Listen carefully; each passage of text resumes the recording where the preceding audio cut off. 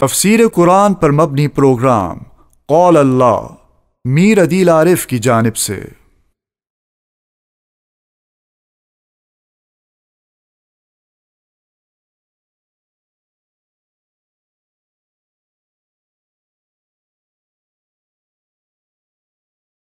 الحمدللہ وکفا وسلام علی عبادہ الذین اصطفیٰ، اما بعد۔ آج ہماری سورۃ نوح ہے اور اس کی 14 آیات اس حصے میں ہم بیان کریں گے۔ اعوذ باللہ من الشیطان الرجیم، بسم اللہ الرحمن الرحیم۔ انا ارسلنا نوحا الى قومه ان انذر قومك من قبل ان يأتيهم عذاب علیم قال یا قوم انی لکم نذیر مبین۔ انا ارسلنا نوحا الى قومه، ہم نے بھیجا نوح کو اس کی قوم کی طرف، ان انذر قومک، کہ ڈرا اپنی قوم کو، من قبل، اس سے پہلے، ان یأتیہم عذاب علیم، پہنچے ان پر عذاب دردناک۔ سورۃ نوح حضرت نوح علیہ السلام کے نام پر یہ سورت ہے۔ چند متعدد سورتیں انبیاء علیہ السلام کے نام پر ہیں، سورۃ ابراہیم، سورۃ محمد، سورۃ یوسف، اور حضرت نوح علیہ السلام کا تذکرہ اس سے قبل بھی سورۃ ہود اور دیگر قرآن مجید کے مقامات پہ آیا ہے۔ اس انداز کے اندر جیسے سورۃ نوح کے اندر آیا ہے کہ آپ کی دعوت، صبر اور آپ کی دعا، مناجات اور آپ کا تحمل اللہ تعالیٰ کے حضور میں اس قوم کی شکایت، اور اس کے ساتھ ساتھ حضرت نوح علیہ السلام کی اس قوم کے لیے بد دعا، اس کو بھی اللہ تعالیٰ نے اس سورت کے اندر تفصیل سے بیان فرمایا۔ حضرت نوح علیہ السلام کی کہانی جو ہے، اس میں دعوت کے ساتھ ساتھ بہت صبر کی کہانی ہے، اس لیے اس کو سورت معارج کے اندر اللہ تعالیٰ نے نبی علیہ السلام کو خطاب فرمایا تھا، فصبر صبرا جمیلا، کہ آپ صبر فرمائیں اور خوبصورت صبر۔ اس صبر کی عملی مثال حضرت نوح علیہ السلام کی اس صورت کے اندر اللہ تعالیٰ نے بیان فرمائی۔ حضرت نوح علیہ السلام تقریباً 50,000 کے بعد 50,000 جو ہے حضرت آدم علیہ السلام سے 50,000 سال بعد جو ہے مبعوث ہوئے ہیں۔ آپ کے حضرت آدم علیہ السلام کے درمیان میں بعض روایات میں ہے 10 نسلوں کا فاصلہ ہے، اور اس کے بعد حضرت نوح علیہ السلام مبعوث ہوئے۔ زیادہ تر کتابوں کے اندر جس نبی کا حضرت نوح علیہ السلام اور آدم علیہ السلام کے درمیان میں ذکر ہے وہ حضرت ادریس علیہ السلام ہے۔ بعض نے حضرت شیث کو بھی ذکر فرمایا، لیکن حضرت ادریس علیہ السلام کا زیادہ تذکرہ ہے۔ حضرت نوح علیہ السلام جو ہے حضرت آدم علیہ السلام کے بعد قرہ ارض میں ان کو آدم ثانی کہتے ہیں، اس لیے کہ نوح طوفانی کے اندر حضرت نوح علیہ السلام کے زمانے کے اندر جو طوفان آیا تھا اس میں تقریباً انسانیت ختم ہو چکی تھی، اور چند وہ نفوس جو کشتی میں سوار تھے وہ بچے تھے، اور اس سے ہی اللہ تعالیٰ نے اس نسل کو چلایا ہے۔ بعض علماء کی رائے ہے کہ آپ کے 4 بیٹے تھے اور 3 مشہور، یافس، سام اور حام، ان سے جو ہے نسل انسانیت کا آگے وجود بنا۔ تو حضرت آدم علیہ السلام کے بعد حضرت نوح علیہ السلام تک کوئی شرک نہیں تھا اور برائی نہیں تھی، بلکہ تمام لوگ جو ہے فطرت کی زندگی گزارتے تھے، اور انبیاء علیہ السلام کی بتائے ہوئے اصول، اللہ تعالیٰ کے بتائے ہوئے احکامات کے مطابق زندگی بسر کرتے تھے۔ حضرت نوح علیہ السلام کے زمانے میں لوگوں نے سب سے زیادہ شرک کرنا شروع کر دیا، اور یہ بتوں کی پوجا کرنے لگے، اور بزرگوں کے نام پر کچھ بت انہوں نے بنائے اور ان کی عبادت کرنے لگے، ان سے استمداد اور استعانت طلب کرنے لگے، جس پر حضرت نوح علیہ السلام کو اللہ تعالیٰ نے مبعوث فرمایا۔ اور حدیث میں نبی علیہ السلام نے ارشاد فرمایا کہ قیامت کے روز جو شفاعت کی جائے گی تو امت جو ہے وہ حضرت نوح علیہ السلام کے پاس بھی آئے گی، اور نوح علیہ السلام کو یہ خطاب کیا جائے گا، انت اول الرسل الی اہل الارض، کہ آپ وہ پہلے رسول ہیں جو قرہ ارض پر زمین والوں کی طرف اللہ تعالیٰ نے مبعوث فرمائے ہیں۔ اس سے یہ بھی پتہ چلتا ہے کہ آپ صاحب شریعت پہلے رسول ہیں جو مبعوث ہوئے ہیں۔ تو یہاں نبی علیہ السلام نے اس حدیث مبارک میں آپ کو اول رسول ہونے کا شرف بخشا ہے، اور یہ آپ پہلے رسول ہیں جو صاحب شریعت ہیں اور جو ہے اپنی امت کی طرف مبعوث ہوئے ہیں۔ آپ اولو العزم جو انبیاء ہیں ان میں سے ایک حضرت نوح علیہ السلام بھی ہیں۔ آپ کا علاقہ دجلہ اور فرات کے قریب ہے، یا یہی جو ہے ساحل کی پٹی جو ہے اس کے بارے میں کہتے ہیں کہ یہاں پر آپ کی قوم آباد تھی۔ حضرت نوح علیہ السلام کو 40 سال کی عمر میں اللہ تعالیٰ نے رسول بنایا اور مبعوث فرمایا، پھر اس کے بعد جو ہے 950 سال آپ نے تبلیغ فرمائی۔ قرآن مجید میں بھی اس کا ذکر ہے، فَلَبِثَ کہ اللہ تعالیٰ فرماتے ہیں فَلَبِثَ فِيهِمْ أَلْفَ سَنَةٍ إِلَّا 50 عَامًا کہ آپ 1000 سال مبعوث ہوئے ہیں، اور اس 1000 سال میں سے 50 کم، یعنی آپ 950 سال کی جو ہے تبلیغ آپ نے فرمائی امت کو۔ آپ نے دعوت دی اور جو تبلیغ فرمائی وہ تقریباً 950 سال ہے۔ اس کے بعد بھی مفسرین نے فرمایا کہ آپ 60 سال تک طوفان کے بعد بھی زندہ رہے، تو اس طرح آپ کی عمر 1050 سال بن جاتی ہے۔ دعوت و تبلیغ کا جو طریقہ، دلائل جو انہوں نے بیان فرمائے، اس پر چند لوگ مسلمان ہوئے، اس کو بھی قرآن مجید نے ذکر فرمایا، وَمَا آمَنَ مَعَهُ إِلَّا قَلِيلٌ کہ آپ پر ایمان لانے والے بہت کم لوگ ہیں، اور ان کم لوگوں میں تقریباً مفسرین فرماتے ہیں کہ 80 افراد تھے، اور بعض نے کہا کہ 70 افراد تھے۔ تو اس کو اگر ہم ان سالوں پر گنا جائے تو 15 سال میں ایک فرد جو ہے وہ اسلام قبول کر رہے، تو 15 سال میں ایک فرد پورا اسلام قبول کرتا ہے۔ اس طرح 80 افراد جو ہے آپ کی دعوت سے اسلام قبول کیا۔ دعوت اللہ داعی کا کردار، اور اللہ تعالیٰ نے جو صبر، تحمل اور عظمت آپ کو عطا فرمائی تھی، اس کو اللہ پاک نے اس صورت کے اندر ذکر فرمایا ہے۔ ہم نے بھیجا آپ کو رسول بنا کر الی قومہ اس قوم کی طرف، ایک قوم کی طرف۔ اس آپ سے قبل جتنی انبیاء، آپ کے بعد جتنے بھی انبیاء علیہ السلام تشریف لائے اور رسول مبعوث ہوئے، وہ بھی ایک ہی ایک قوم کی طرف مبعوث ہوئے تھے، نبی سوائے نبی کریم صلی اللہ علیہ وسلم کے، کہ آپ جو ہے کافۃ للناس پورے لوگوں کے لیے مبعوث ہوئے ہیں، قیامت تک آنے والی انسانیت کے لیے، انسان اور جن کے لیے آپ مبعوث ہوئے ہیں۔ تو نوح علیہ السلام یہ الی قومہ ہی اس قوم کی طرف آپ کو ہم نے بھیجا، ان انذر قومک کا مقصد کیا ہے کہ آپ ڈرائیں اپنی قوم کو، اس سے پہلے آپ ڈرائیں ان یاتیہم عذاب علیم کہ پہنچ جائے ان پر دردناک عذاب، یعنی اس قوم کو آپ ڈرائیں، اور اس قوم کو ڈرانے کا مقصد یہ ہے کہ وہ اس عذاب سے جو موت کے وقت آنے والا ہے، یا دنیا میں آنے والا ہے، یا آخرت میں پہنچنے والا ہے، یا اچانک جو دنیا کے اندر عذاب دردناک ان کو ملنے والا ہے، اس سے آگاہ کر دیں کہ ایمان لانے کے بعد ہی آدمی بچ سکتا ہے۔ یہ نوح علیہ السلام ان کو تبلیغ کرتے، انذر قومک کا یعنی نذیر بنا کر آپ کو اللہ تعالیٰ نے مبعوث فرمایا۔ آپ نے بڑی ہمدردی کے ساتھ اور بڑے درد کے ساتھ قوم کو خطاب کیا۔ قال یا قوم فرمایا اے میری قوم، انی لکم نذیر مبین میں تم کو ڈر سناتا ہوں کھول کر، یعنی کوئی بند کمرے میں ہی صرف میں ڈرانے والا نہیں ہوں، بلکہ میں کھول کر وضاحت کے ساتھ، تشریح کے ساتھ، تفصیل کے ساتھ تمہیں ڈرانے والا ہوں ایسے عذاب سے جو بہت دردناک ہے۔ تو فرمایا کہ میں اپنی قوم کو ڈرانے والا ہوں، اور تمام انبیاء علیہ السلام اپنی قوموں کو ڈرانے والے ہی ہیں، اور ڈرانے کے ساتھ فرمایا رسولم مبشرین و منذرین کہ وہ رسولوں کا کام یہ ہے کہ وہ بشارت بھی دیتے ہیں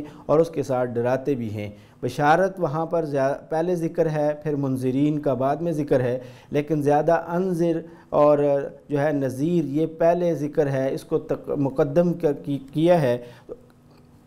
اس کی وجہ یہ بیان کی جاتی ہے کہ زیادہ برائی ہوتی ہے، اور برائی کے خلاف نوح علیہ السلام اور دیگر انبیاء کو اللہ تعالیٰ کی طرف سے یہ ہدایت ہے کہ پہلے اس برائی کو ختم کر دیے جائے تاکہ وہ اصلاحات اچھی ہو جائیں اور جو ہے معاشرہ صالح بن جائے۔ فرمایا کہ ہم آپ کو ڈرانے والے ہیں، میں آپ کو ڈرانے والا ہوں کھول کر، ان اعبدوا اللہ فرمایا کہ میں تمہیں اس بات کا حکم دیتا ہوں کہ اللہ تعالیٰ کی عبادت کرو، بندگی صرف اللہ رب العزت کی کرو۔ ایک ہدایت کی واتقوہ اور یہ دوسری ہدایت تھی کہ اسی سے ڈرو، تقوی اختیار کرو، وَأَطِیعُونِ اور تیسری ہدایت تھی کہ میرا کہنا مانو، میری اطاعت کرو۔ تمام پیغمبروں کی دعوت کہ اللہ سے ڈرنا ہے اور اللہ تعالیٰ کی عبادت کرنا ہے۔ ایک قرآن مجید میں ایاک نعبد و ایاک نستعین کی تشریح ہے کہ اللہ تعالیٰ کہتے ہیں کہ آپ سورۃ فاتح کے اندر جو یہ پڑھتے ہو کہ ہم تیری ہی عبادت کرتے ہیں، تو تمام انبیاء علیہ السلام نے اسی کی دعوت دی کہ اللہ ہی کی عبادت کرو۔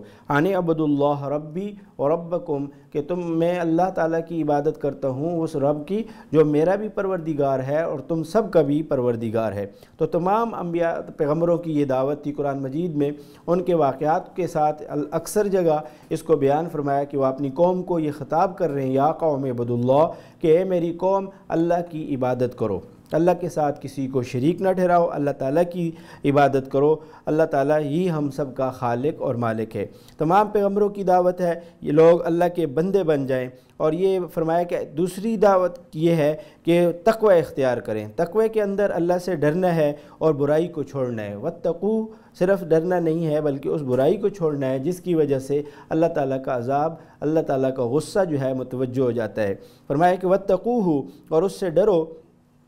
اللہ تعالیٰ سے ڈرو، یعنی تقوی اختیار کرو اور گناہوں سے اپنے آپ کو محفوظ کر لو، بچاؤ۔ حساس اور باشعور فرد جو ہے وہ اب زندگی گزارنے کے لیے اسی طرح کا لاہ عمل طے کرتا ہے کہ وہ تقوی اختیار کر کے گناہوں سے اپنے آپ کو بچاتا ہے۔ جب وہ گناہوں سے بچے گا تو پھر نیکی کے راستے پر اس کا چلنا بالکل آسان ہو جائے گا۔ اس لیے فرمایا کہ وہ تقوی جو ہے وہ اختیار کرو، وَأَطِیعُونَ، اور میرا کہنا مانو، میری اطاعت کرو، میری بات کو مانو۔ یعنی اللہ تعالیٰ توحید خالص یہی ہے کہ اللہ کی بندگی اختیار کی جائے اور پھر تقوی اختیار کر لیے جائے، اور اس کے ساتھ پھر اس رسول کی اطاعت کی جائے۔ تمام رسولوں کا پیغام جو ہے اس کو ماننا ضروری ہے، تمام رسولوں کے پیغام کی اطاعت کرنا، اس حکم کی تعمیل کرنا ضروری ہے۔ اور اس رسول کی اطاعت فرمایا کہ مَن یُطِعِ الرَّسُولَ فَقَدْ أَطَاعَ اللَّهَ، جس نے رسول کی اطاعت کی اس نے اللہ تعالیٰ کی اطاعت کی، وہ اللہ تعالیٰ کے حکم کو ماننے والا ہے، کیونکہ اللہ تعالیٰ نے یہ حکم دیا ہے کہ اس رسول کی اطاعت کرو۔ اب یہ تین حکم دیے گئے اور ان پر تین فائدے بھی مرتب ہو گئے۔ فرمایا پہلا فائدہ یہ ہے کہ اگر تم عبادت کرو گے، تقوی اختیار کرو گے اور رسول کی اطاعت کرو گے، یغفر لکم من ذنوبکم، اللہ تعالیٰ بخش دیں گے تمہارے گناہوں کو، اللہ تعالیٰ تمہارے گناہوں کو بخش دیں گے، اور جتنے بھی تمہارے ماقبل گناہ ہیں ان سب سے اللہ تعالیٰ تمہیں معافی دے دیں گے، انہیں معاف کر دیں گے، گناہ بھی معاف ہو جائیں گے اس عبادت کے ذریعے اور اس تقوی کے ذریعے اور اس اطاعت کے ذریعے۔ اور اس کے ساتھ وَيُؤَخِّرْكُمْ إِلَىٰ أَجَلٍ مُّسَمًّى، اور ڈھیل دے تم کو ایک مقررہ وقت تک، یعنی ایمان لے آؤ گے تو اس سے پہلے اللہ کے جو حقوق تلف کیے وہ معاف کر دے گا۔ کفر اور شرارت پر جو عذاب آنا مقدر ہے ایمان لانے کی صورت میں وہ نہ آئے گا، بلکہ ڈھیل دی جائے گی کہ عمر طبی تک زندہ رہو۔ تو یہ عمر جو ہے طبی تک زندہ رہنا، یہ جو ہے جانداروں کی موت حیات کے عام قانون کے موافق ہو جائے گا۔ پھر آگے فرمایا کہ الی اجل مسمی، لیکن یہ مقرر جو وقت دیا جا رہا ہے، یہ ڈھیل دی جا رہی ہے، یہ ہمیشہ کی ڈھیل نہیں ہے بلکہ الی اجل مسمی، ایک مقررہ وعدہ ہے، ایک مقررہ وقت ہے، اس تک ڈھیل دی جا رہی ہے۔ پھر وہ مقررہ وقت جب آتا ہے تو اس کے بعد جو ہے ڈھیل نہیں دی جاتی بلکہ گرفت کر دی جاتی ہے۔ حدیث مبارکہ میں ہے کہ ایک صحابی نے، عمر رضی اللہ تعالیٰ عنہ نے بیعت کے لیے نبی علیہ السلام سے فرمایا کہ آپ مجھے بیعت کریں۔ جب آپ صلی اللہ علیہ وسلم نے فرمایا کہ ہاتھ بڑھاؤ اور اپنا دایاں ہاتھ مبارک جو ہے بڑھایا، تو عمر رضی اللہ تعالیٰ عنہ نے خود جو ہے وہ ہاتھ پیچھے کیا اور کہا کہ میری جو ہے بیعت کرنے کے لیے شرط ہے۔ تو نبی علیہ السلام نے فرمایا کہ تم اس کو بیان کرو۔ تو کہنے لگے کہ میں کیا اگر آپ سے بیعت ہو جاؤں، یعنی اسلام قبول کر لوں، تو اس کے بعد میرے گناہ معاف ہو جائیں گے؟ تو نبی علیہ السلام نے فرمایا کہ ہاں، بے شک اسلام جو ہے وہ ماقبل کے سارے گناہوں کو گرا دیتا ہے۔ اسی طرح فرمایا کہ ہجرت ماقبل کے سارے گناہوں کو گرا دیتی ہے، حج ماقبل کے گناہوں کو گرا دیتی ہے۔ تو آپ صلی اللہ علیہ وسلم نے جب ان کو یہ بات ارشاد فرمائی تو انہوں نے اپنا ہاتھ بڑھایا، نبی علیہ السلام کے ہاتھ پر بیعت فرما لی۔ تو اس سے یہ پتہ چلا کہ جب کوئی آدمی اسلام لے آتا ہے تو اللہ تعالیٰ اس اس کے تمام گناہوں کو معاف فرماتے ہیں۔ ایمان کی برکت سے اللہ اس کی گزشتہ زندگی کے تمام گناہ، تمام کوتاہیوں کو معاف فرما دیتے ہیں، سوائے اس کے کہ حقوق العباد کو اللہ تعالیٰ اس کی تلافی فرماتے ہیں کہ بندہ اس کو ادا کرے گا تو اللہ تعالیٰ اس کو معافی عطا فرما دیں گے۔ اسی طرح جو شخص توبہ کرتا ہے تو اس کے بھی پچھلے تمام گناہ معاف ہو جاتے ہیں۔ التائب من الذنب کمن لا ذنب لہ، حدیث میں ہے کہ جو شخص توبہ کرتا ہے وہ ایسے ہو جاتا ہے کہ گویا کہ اس نے گناہ ہی نہیں کیا، اور وہ پاک صاف ہو جاتا ہے اللہ کی حضور میں۔ تو جو آدمی سچے دل کے ساتھ، صدق دل کے ساتھ توبہ کرتا ہے وہ بھی پاک ہو جاتا ہے، اس کے پچھلے تمام گناہ اللہ تعالیٰ معاف فرما دیتے ہیں۔ وَيُؤَخِّرْكُمْ، تو مہلت دے گا تم کو، تو یہ جو ہے باب تفعیل سے ہے کہ یؤخرکم، تمہیں تاخیر کرے گا، یعنی تمہارے لیے اس کو مہلت دے دے گا، ڈھیل دے دے گا، اور نیک اعمال میں اضافے کا یہ نقطہ ہے، اور یہ کہ تمہارے گناہوں کو معاف کرے گا، اور پھر اللہ تعالیٰ نیک اعمال کی وجہ سے تمہیں مہلت دے دے گا۔ نیک اعمال میں اضافہ یہ ہے کہ مہلت کا جو وقت ہے وہ مقرر بڑھا دیا جاتا ہے۔ بعض نے یہ کہا ہے کہ یہ وقت جو مقرر ہے یہ اس کی عمر کے حساب سے بڑھ جاتا ہے، یعنی ایک آدمی کی عمر اگر 60 سال ہے تو 60 کے بجائے اللہ تعالیٰ اس کو 80 سال زندہ رکھتے ہیں۔ بعض نے فرمایا کہ نہیں، بلکہ اس کے وہ 60 سال کے اندر اتنی نیکی اور اتنے اچھے اور اتنے بہترین کام کر جاتا ہے کہ لوگ اس کو 80 سال کی عمر میں بھی نہیں کر سکتے۔ اللہ تعالیٰ اس کی زندگی میں برکت ڈال دیتے ہیں، اس کو صحت عافیت کی زندگی عطا فرماتے ہیں۔ تو یہ جو اللہ تعالیٰ کی طرف سے ڈھیل ہے یہ بھی نیکی کی وجہ سے آ جاتی ہے۔ حدیث میں ہے کہ وہ کون سا عمل ہے کہ جو انسان کی عمر بڑھاتا ہے، تو پھر آپ نے فرمایا کہ وہ صلہ رحمی ہے، رشتہ داروں کے ساتھ اچھا سلوک ہے۔ مصیبت کے مارے ہوئے یا دل ٹوٹے ہوئے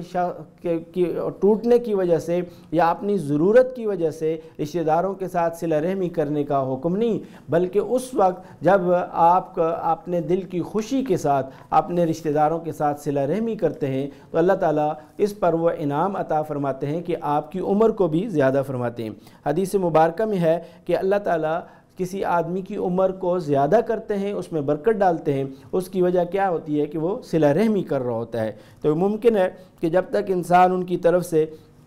پہنچنے والی مصیبت پر صبر کرتا ہے، فرمایا ان کی طرف سے آنے والی جو ہے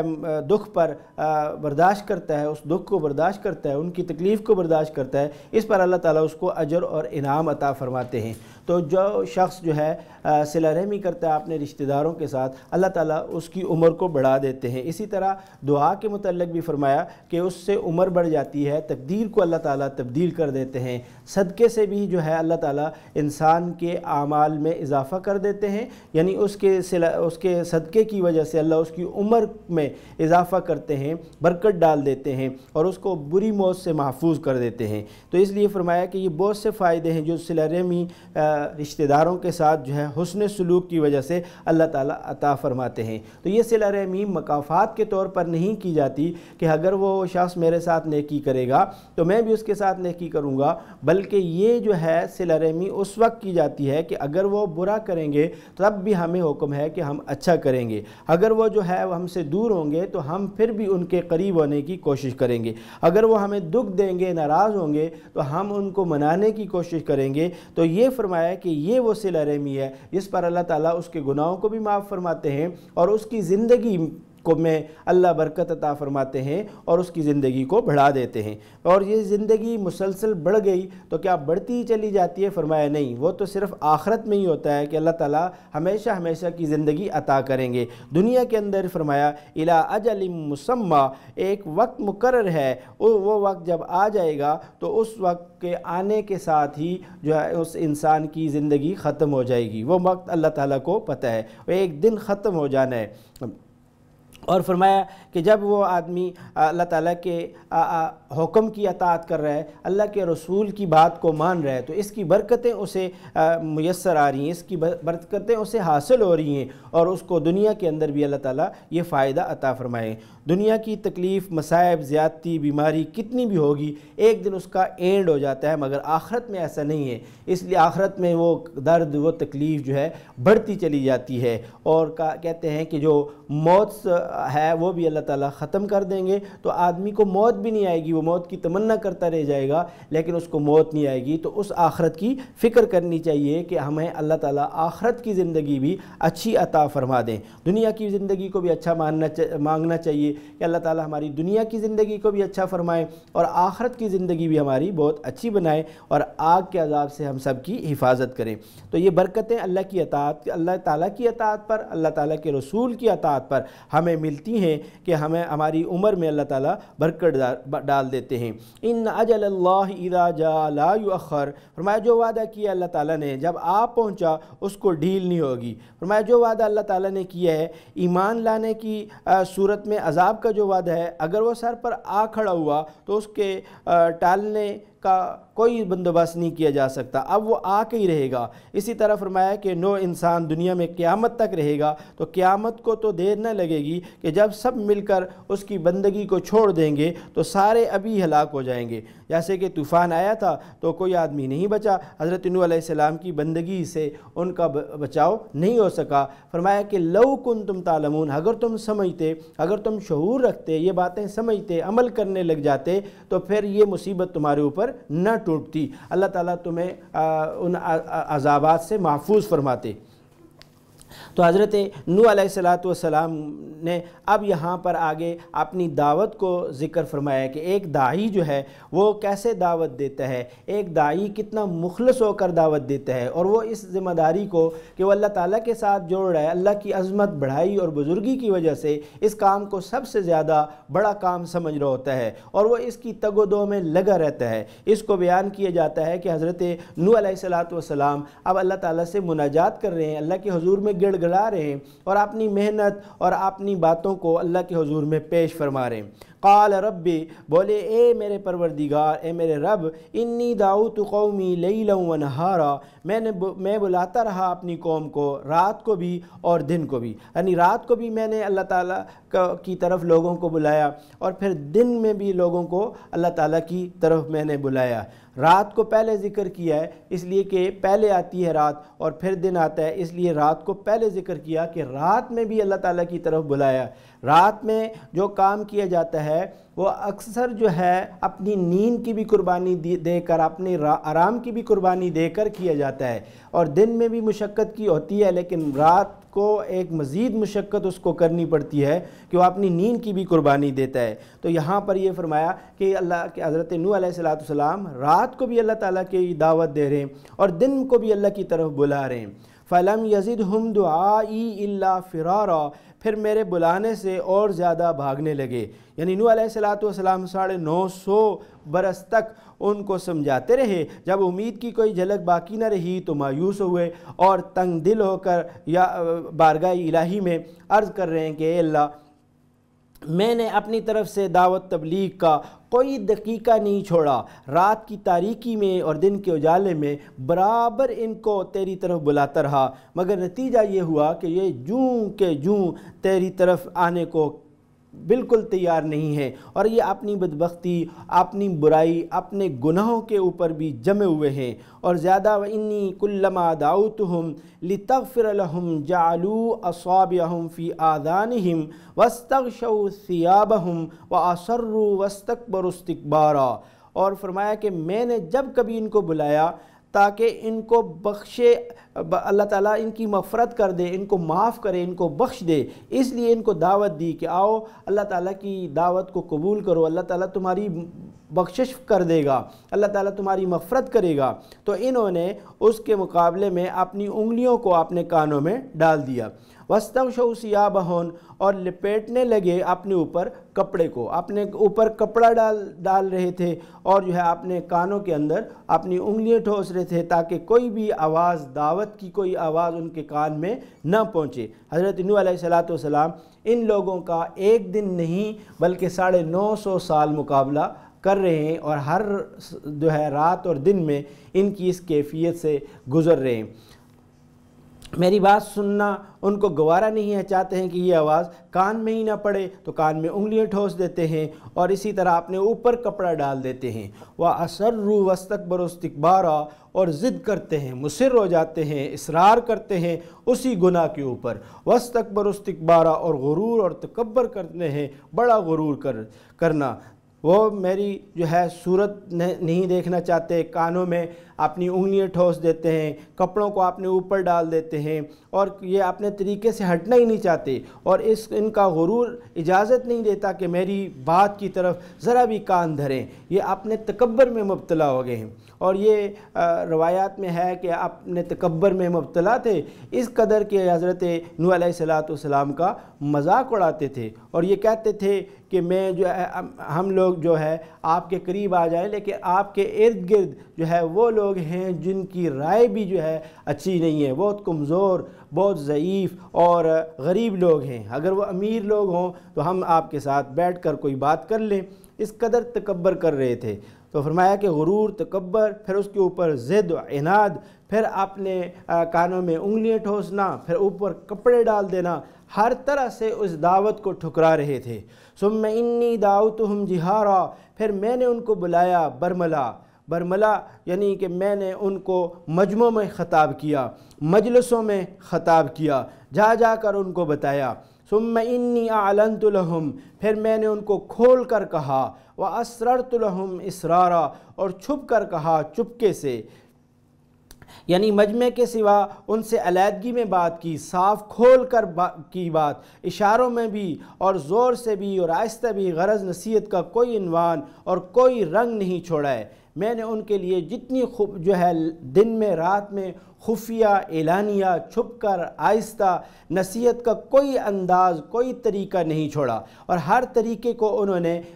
مسترد کر دیا۔ ہر طرح کے وسائل میں نے اس تبلیغ کے لیے لگائے، ہر طرح کے ریسورس استعمال کیے، ہر طرح کی چیزوں کو میں نے آزمایا۔ میں نے وقت کو تبدیل کر کے، الفاظ کو تبدیل کر کے، ہر طرح جو بھی طریقے تھے اس میں نے ان تک وہ دعوت پہنچائی ہے، اونچی آواز سے، آہستہ آواز سے، مجمع کے اندر، مجلس کے اندر، علیحدگی میں، تنہائی میں، خفیہ، پوشیدہ، ہر طرح سے ان کو بلایا ہے، لیکن ہر مقامات پر انہوں نے تکبر، غرور، ضد اور اصرار کے ساتھ اپنے آپ کو دور رکھا۔ ثم انی اعلنت لہم، پھر میں نے ان کو کھول کر کہا اور چھپ کر کہا، واسررت لہم اسرارا، اور چھپ کر چپکے سے بھی کہا، پھر بھی انہوں نے اس کو نہیں قبول کیا۔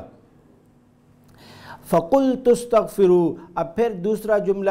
جو ہمدردی کے لیے فرمایا کہ یعنی کہ اس کے باوجود اس قدر جو ہے وہ اعراض کر رہے ہیں، اس قدر اللہ تعالیٰ سے دور بھاگ رہے ہیں، اس قدر جو ہے میری دعوت کو نہیں سننا چاہ رہے، اس کے باوجود میں ان کو دعوت کا پیغام دے رہا ہوں اور میں کہہ رہا ہوں کہ تم استغفار کرو اپنے رب سے، انہو کان غفارا، بے شک وہ ہے بخشنے والا۔ یعنی جو باوجود سینکڑوں برس سمجھانے کے، اب بھی اگر میری بات مان کر اپنے مالک کی طرف جھکو گے، اپنے مالک کی طرف آ جاؤ گے، لوٹ کر اپنے رب کی طرف پہنچو گے تو اس سے اپنی خطائیں معاف کرواؤ گے تو وہ بڑا بخشنے والا ہے، پچھلے سارے قصور جو ہے وہ معاف کر دے گا، اس پہ کلم عفو جو ہے گزار دے گا اور ہمیشہ تمہارے گناہوں کو معاف کرے گا۔ تم ایمان کے بعد اللہ رب العزت کی طرف رجوع کرو، استغفار کرو، یعنی ان گناہوں سے توبہ کرو، اور ان گناہوں سے توبہ کرو گے تو اللہ تعالیٰ تمہارے تمام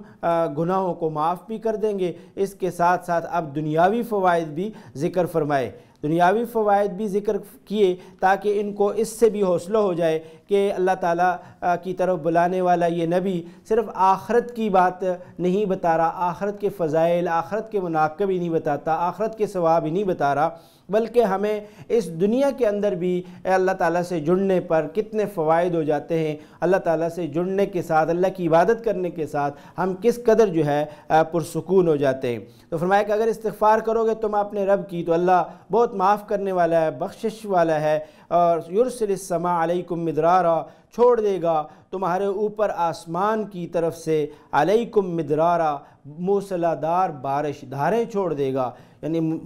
مدرار جو ہے ایسی اونٹنی کو کہتے ہیں جو مسلسل دودھ دیتی ہے، جو فرمایا کہ آسمان سے تمہارے اوپر اس استغفار کی برکت سے اللہ تعالیٰ خوب بارش برسائیں گے۔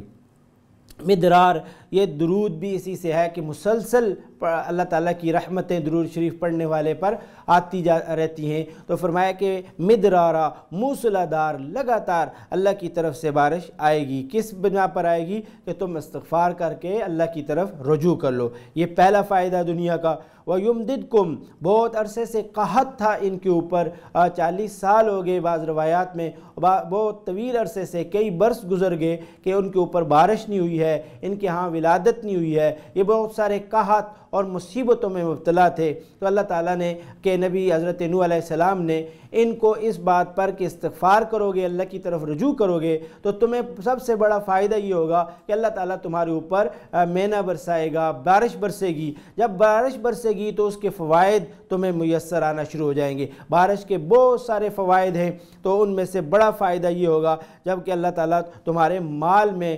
وَيُمْدِدْكُمْ بِأَمْوَالٍ وَبَنِينَ، بڑھا دے گا تمہارے مال کو، تمہاری اولادوں کو، تمہارے بیٹے بھی ہوں گے۔ وَيَجْعَلْ لَكُمْ جَنَّاتٍ، اور بنا دے گا تمہارے لیے باغ بہت سارے۔ وَيَجْعَلْ لَكُمْ أَنْهَارًا، اور بنا دے گا تمہارے لیے نہریں۔ یعنی ایمان استغفار کی برکت سے قحط اور خشک سالی جو ہے یہ وہ جو جتنے برسوں میں مبتلا تھے وہ دور ہو جائے گی۔ اور فرمایا کہ اللہ تعالیٰ دھواں دار برسنے والا بادل بھیج دے گا جس سے کھیت، باغ اور سیراب ہوں گے، غلے، پھل، میوہ جات جو ہے ان کی افراط ہوگی، مویشی تمہارے چارہ جو ہے چریں گے اور اس سے ان کے بچے ہوں گے، ان کے فربہ ہوں گے، گوشت میسر آئے گا، ہر طرح کی نعمتیں آ جائیں گی۔ اور فرمایا اسی طرح دودھ، گھی بڑھ جائے گا۔ عورتیں جو کفر و معصیت کی شامت سے بانجھ ہو گئی ہیں، اللہ تعالیٰ نے ان کو اولاد کی نعمت سے محروم کر دیا ہے، تو اللہ تعالیٰ تمہارے لیے ان میں اولادیں پیدا کر دے گا، اللہ تمہیں اولاد کی نعمت سے مالا مال کر دے گا۔ یہ ایک فوائد کس بنا پر آئیں گے؟ کہ تم اللہ کے حضور میں استغفار کرو، اللہ سے توبہ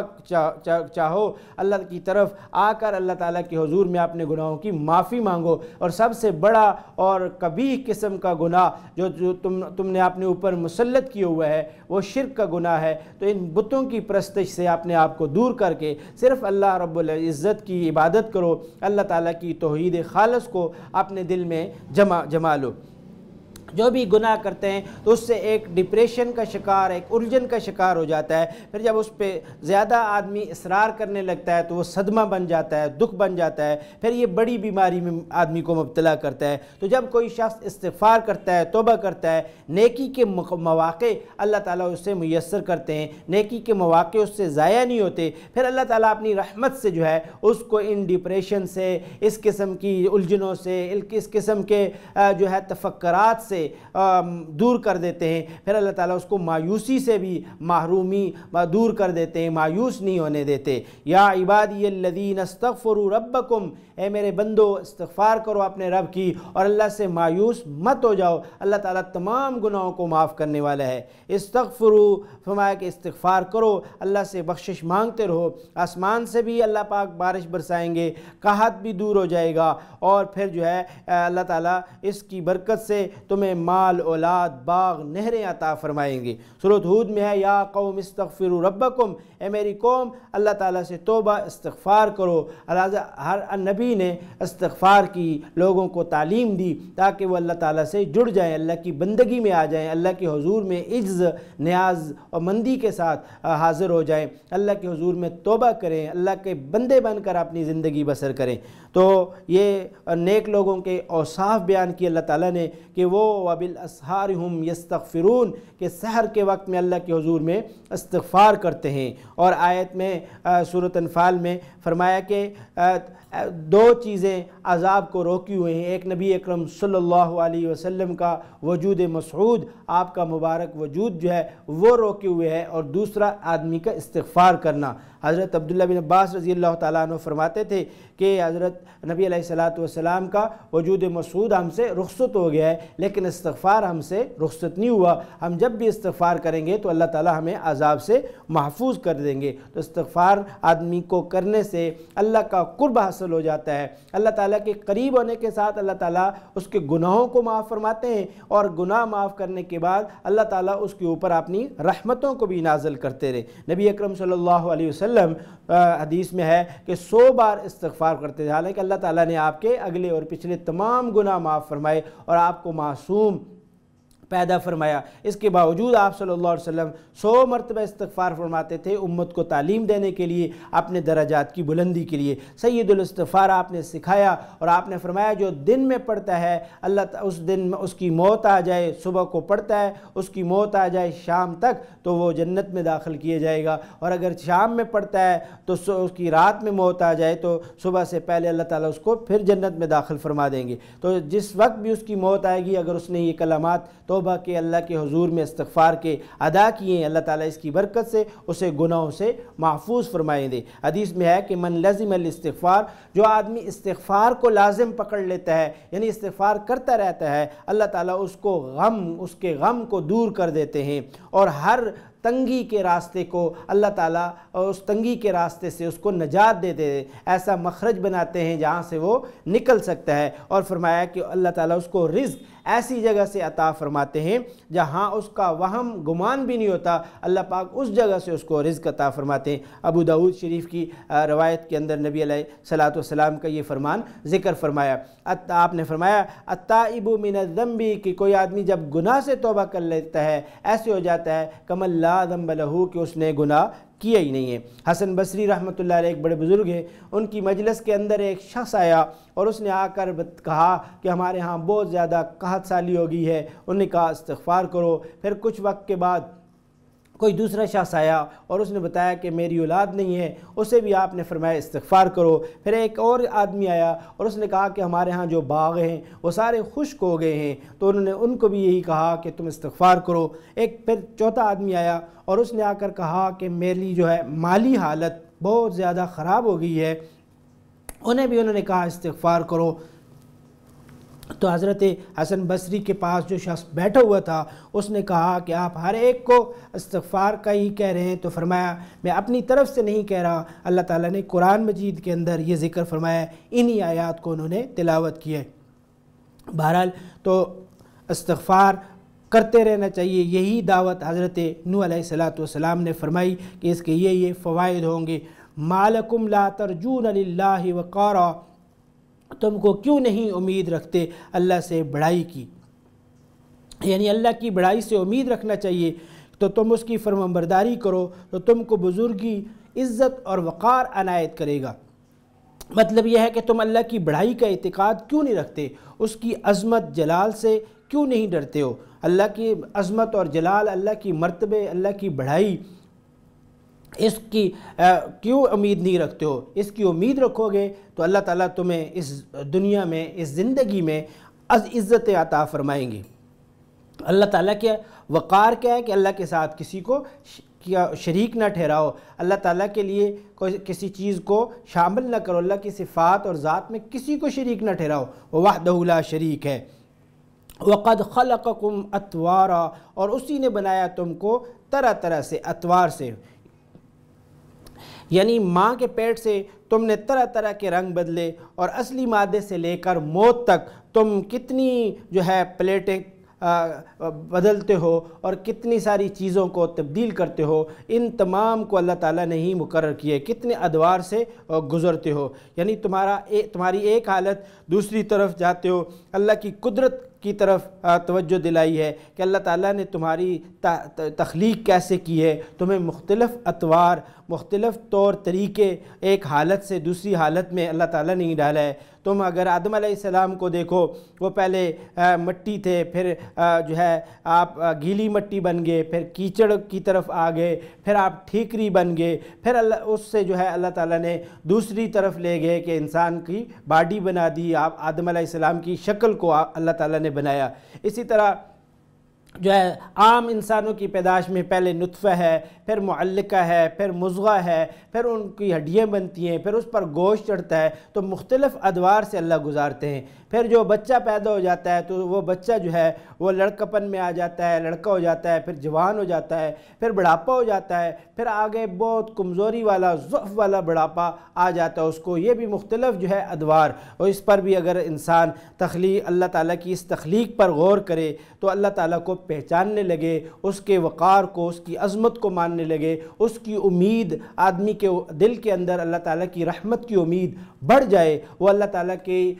شرک سے، اللہ تعالیٰ کی نافرمانی سے باز آ جائے، اور وہ اللہ تعالیٰ کی عبادت اور اس کا تقوی اور اس کے رسولوں کی اطاعت میں آ جائے، کہ اگر وہ یہ فکر کرے اور اس تخلیق پر غور کرے۔ اس کے آگے جو ہے اللہ تعالیٰ نے دوسری تخلیق، بڑی تخلیق،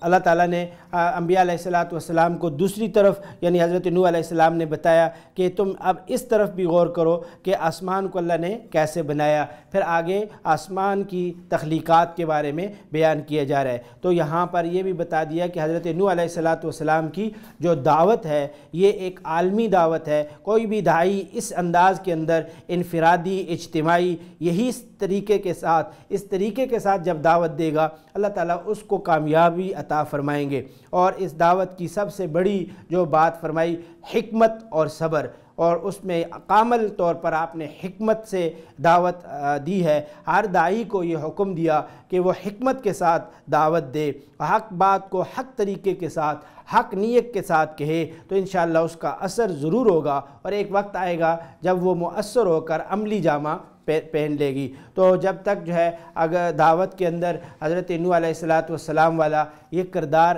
نہیں آئے گا، ہمیں اس اسوے کو، حضرت نوح علیہ السلام کے اس اسوے کو داعی ہونے کی حیثیت سے، اور نبی پاک صلی اللہ علیہ وسلم کے اسوے کو داعی ہونے کی حیثیت سے اگر ہم اختیار کریں گے، تو انشاءاللہ پھر اس دعوت کے اثرات ہوں گے، اور اس دعوت سے امت جو ہے اللہ رب العزت کے حضور میں جھکے گی، اللہ کی عبادت کرے گی، اس کا تقوی اختیار کرے گی، اور اللہ کے رسول صلی اللہ علیہ وسلم کی کامل اتباع اور اطاعت کرے گی۔ اللہ تعالی ہمیں عمل کی توفیق عطا فرمائے۔ تفسیر قرآن پر مبنی پروگرام